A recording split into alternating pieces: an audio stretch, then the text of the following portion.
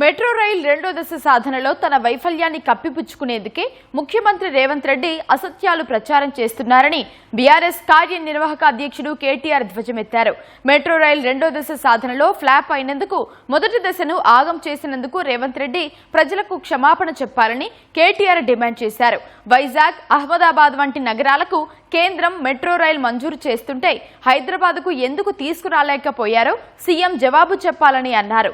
మొత్తం 71 సార్లు ఢిల్లీకి చక్కర్లు కొట్టినప్పటికీ బడేభాయిని మెప్పించి ప్రాజెక్టును సాధించకపోవడం రేవంత్ రెడ్డి వైఫల్యమేనని కేటీఆర్ విమర్శించారు. తెలంగాణ ప్రతిపాదించిన మెట్రో విస్తరణకు అనుమతి ఇవ్వని కేంద్రంపై ప్రధాని నరేంద్ర మోదీని విమర్శించే ధైర్యం రేవంత్ రెడ్డికి లేదని కేటీఆర్ ఆక్షేపించారు.